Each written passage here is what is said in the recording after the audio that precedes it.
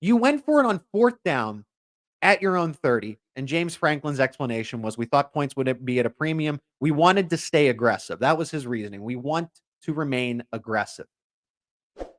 But I can't sit back and agree with that logic. I really can't. You're at your own 30. Michigan is a ground and pound type of team, so naturally they would have either run out the clock or scored at some point, or eventually both. The fact that Penn State even got the football back at that point was really surprising. So instead of 2 minutes and 2 timeouts after scoring that touchdown for Penn State, it's 17-9. And it's 4th and what? 4th and 6, 4th and 7, thereabouts. It's not like it was 4th and inches and you could have run the T formation, the quarterback sneak that probably would have gotten the first down. I understand that.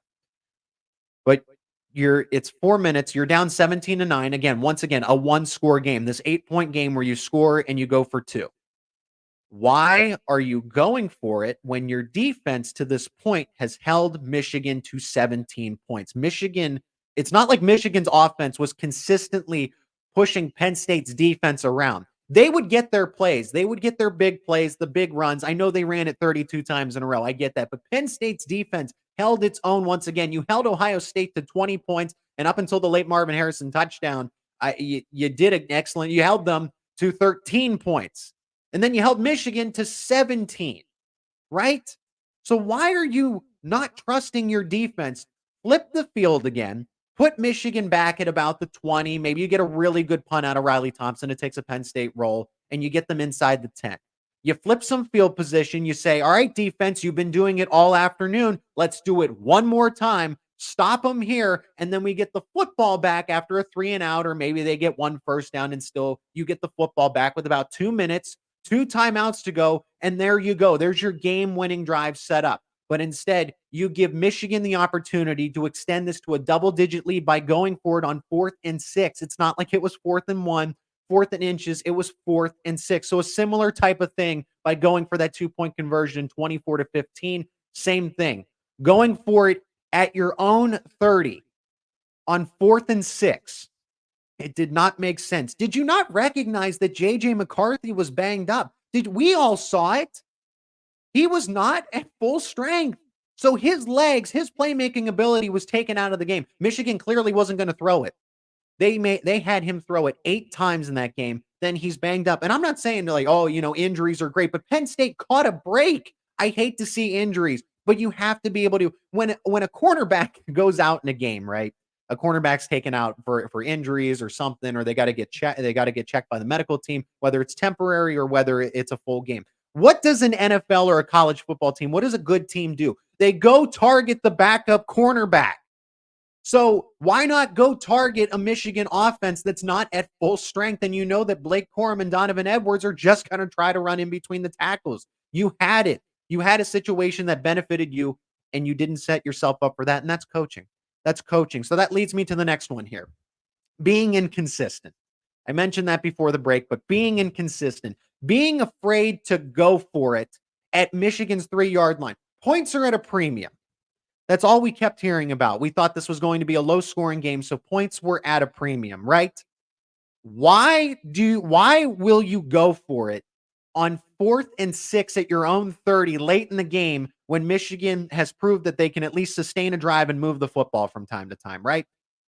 But when you're deep in Michigan territory, to really make a statement to open the game, you're taking something away from Michigan here. Michigan's been the team that has been carrying the crown of the Big Ten, and you have an opportunity to make a statement in Beaver Stadium with that hostile environment. You get inside the 5, and you get turned away, and you kick a field goal? Coach, I thought points were at a premium in this game. Why did you not go for it?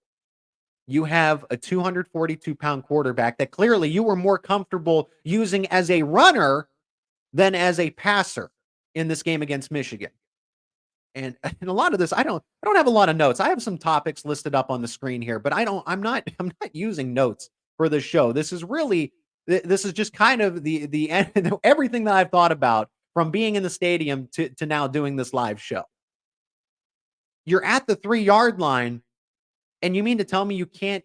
Remember when against Northwestern, Penn State ran not 1, not 2, not 3, but 4 QB sneaks consecutively out of the T formation? Who remembers that? I do. Why aren't you doing that again? Penn State used the T formation quarterback sneak. It's a cheat code. It is a cheat code, and you're not, it's a legal cheat code, and you're not using it. So that's what I don't understand. It's okay. We understand that points are at a premium. Yes, coach. Points are very much at a premium, but why weren't they at a premium when you were inside Michigan's 5-yard line? Go get that 7 points instead of the 3. And then going for the 2-point conversion earlier in the game when it could, I understand it though. I can reason with that. It's a field goal game with you if you get it, and James Franklin looks like a genius. The analytics do agree with that. It's 14-11. You come out, you get the football. If you drive down the field, you don't convert. It becomes 14-14 if you have that scored. But that's a lot of hypotheticals, right? They didn't convert. So in the same breath, it's 14-10. Penn State is now down 17-10 hypothetically because Michigan kicks that field goal, and then you don't have to roll the dice anymore because it's 17-10. You can just go down and score, and now you're not sweating. There's not this nervousness. You don't have to take additional risks because you took one unnecessarily early in the game. So it feels like deja vu all over again because Penn State should have beaten Michigan this year. Penn State should have beaten Michigan in 2021. Who remembers that 2021 game? The Nittany Lions should have been the reason Michigan did not make the college football playoff. Penn State left 6 points out on the field in that game. It was 21-17. If Penn State converts its field goals in that game, they win 23-21. If Jordan Stout's able to make a 40-yard field goal roughly, right? It's not easy, but it's not the hardest one in the world. I think it was like somewhere in the neighborhood of 40 to 45 yards. He should have made it. And you go for a fake when it is a short, easy, convertible field goal, and you try to run into a trick play with your punter who is or whoever's holding the kick at that time. You don't get it, and you leave 6 points out on the field. So Penn State should have beaten Michigan in 2021. And then they could have beaten them in 2023 here. But that's my point. It's just being inconsistent. It felt like James Franklin had taken the wrong, whenever he was left with a fork in the road in a split 50-50 decision. And it felt like Penn State chose the wrong decision every time. Oddly enough, I think I can count on my hand maybe about 6, 7, or 8 times where Penn State had a 50. Like, what were they doing? Big game decision affecting moments. And they went 0 for 8. They didn't pick one right once, which was so strange to me. Being inconsistent was huge. And that's not how you get into a rhythm. That's not how you get into a flow and build confidence. Penn State played scared in this game. They played scared. They second-guessed themselves. They didn't trust themselves. The run game was working. Katron Allen was the best offensive player of the day. And for some reason, they only gave him the football 12 times. I'm not sure why Penn State didn't feel like it had the confidence to do all of this.